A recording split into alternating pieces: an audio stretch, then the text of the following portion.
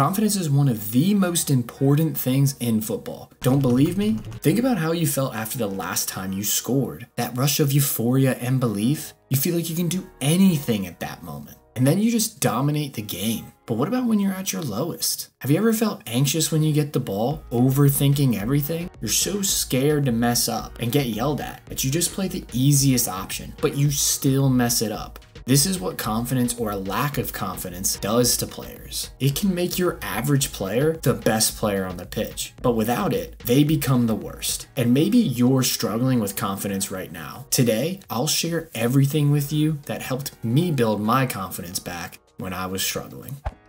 Welcome back to the channel, or just welcome if you're new. Before I dive into tons of strategies and tips to build confidence, you need to be honest with yourself right now. How much do you actually care? How hard are you working? Are you training hard 6 days a week on the field, plus taking care of your body by fueling it properly and getting enough sleep to recover from all the hard work you're doing? If the answer is no for any of those questions, you should focus first on fixing those issues. Here's why. When we think of confidence, we think of a feeling of self-assurance arising from one's appreciation of their own abilities or qualities. Basically, you know you're good because you're a good player. However, confidence is more than that. Confidence is also the feeling or belief that one can rely on someone or something. Firm trust. The second definition does a much better job of getting at the root of the problem. So let's say that you're about to go train with your buddy. You both agreed to meet at 7 a.m. so that way you could get the work in before you go to school for the day. However, the last 3 days, your friend hasn't shown up, texting you at 8 o'clock saying that they overslept.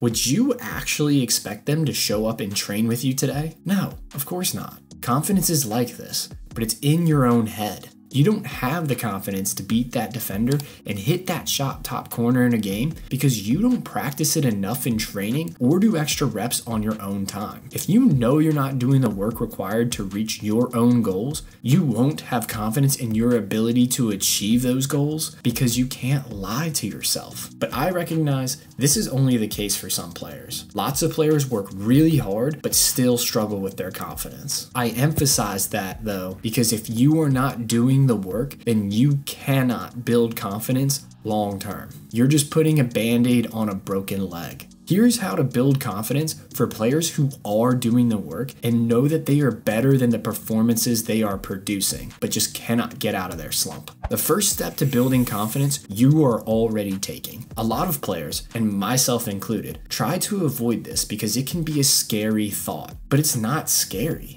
It's freeing because now you can actually fix the issue. You're no longer just going around completely oblivious and frustrated with your performance. Once you've done that, the next step is to figure out exactly why you have low confidence. Did you miss a huge goal scoring chance that cost your team the win? Or even missing that chance resulted in your team losing? Or is it even that you're picked last or very close to last when people draft their teams for pickup games? Or maybe you just lose possession too much and you have no confidence in your ability to complete a pass to your teammate that's standing 10 yards away. Regardless, you need to sit down and do some soul searching to find out exactly why you're struggling. Realize it may not be down to your actual technical ability. Your performances on the pitch can be impacted by your personal life, physical health, and even mental health. But you have to figure this out so that way you can get the help you need and then you can attack your lack of confidence at its root. If you're struggling with things outside of the game, try to leave them out of your mind when you play. These things really take a toll on you and it makes it a lot harder for you to focus while you're playing. But I know that it's easier said than done. Now let's get back to the playing side of things. To fix issues in your playing ability, you should increase the priority of and focus of your training sessions on those skills. So if your lack of confidence is due to an inability to score in games, focus on improving your shooting technique to get more power and accuracy on your shots. Remember, confidence is the feeling or belief that one can rely on someone or something. Firm trust. You'll never have belief in your ability to score in games if you can't even do it with no pressure when training on your own. And if you've gotten value from the video by learning something from it or just enjoying it, please leave a like. It's free and easy and it helps me, so thank you. But let's say that you have enough ability to pull off whatever skill you're struggling in, whether that's goal scoring, passing, or beating defenders 1v1. The next place I'd recommend analyzing is your environment. Are you playing or training with a group that is positive, fun to be around, but also pushes you every day to be the best player you can be? Or is your environment toxic, with players always whining and complaining? Maybe it isn't even the players. Maybe your coach screams at you or benches you every time you make one mistake. These environments aren't conducive for you to grow as a player and express yourself on the field. There's a big difference between a coach holding a high standard and keeping you accountable to it, and the coach that is controlling you, like you're a player in FIFA or EAFC. If you're in a negative environment, try to find a new one where you'll be pushed and encouraged to reach your goals. But let's just say that that is not the problem, or at least you're not able to leave your environment. Then my next tip is to remember your why. Why do you play? Is it for the love of the game? Or is it because a younger version of you dreamed of winning a World Cup with your country? Remembering why I started playing when I was a kid has helped keep me grounded and determined, even during the toughest parts of my career so far when my confidence was absolutely destroyed. One thing that helped me do this is by training to music. When I'm feeling down or low on confidence, I'll just go outside and juggle and dribble around for hours and hours, listening to music that drove me and inspired me as a kid.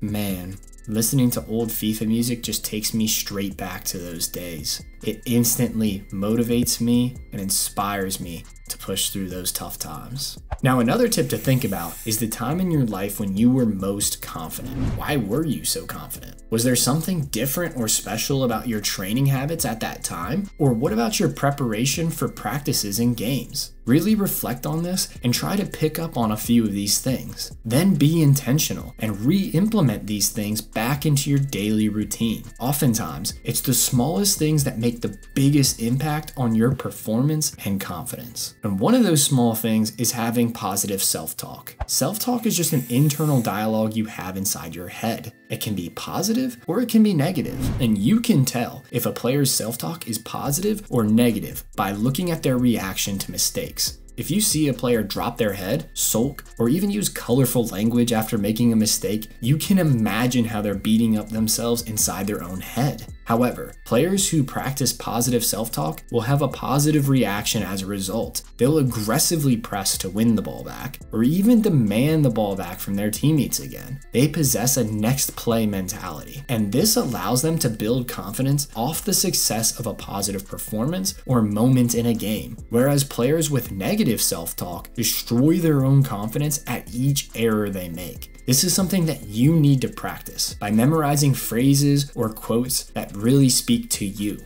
I always go back to the scene in Ted Lasso where a player got beaten 1v1 and his advice to him was to be a goldfish, since it has a 10-second memory, suggesting that he needs to move on from his mistake and focus on the next play. But it doesn't have to be that specifically. Some other examples of positive self-talk are thinking that I'll get the next one. I am good enough. I can do it. Nothing will stop me. I understand that this is easier said than done, but be intentional about this and it will make a massive impact on your performances. And if none of that works, nothing in however long this video has been, then try this. Visualization. It's so easy to get hyper fixated on all the little details about lifestyle and around the game, which do matter, but it is important to keep it all in perspective. If your lack of confidence is due to a goal drought, visualize yourself scoring goals. And it doesn't have to be worldies. Imagine yourself as a nuisance in the box, always getting in the right spot at the right times. If your lack of confidence is due to you losing possession too often, visualize yourself as a confident and composed player on the ball who is able to play and combine with his teammates to break the press. And even beyond that, spend 10 minutes daily visualizing yourself achieving your dreams, lifting trophies, getting awards, and playing for your favorite team. If your dreams are big, it is very difficult to go out and play without confidence, without bravery, and without motivation to make that life a reality. Thanks for watching.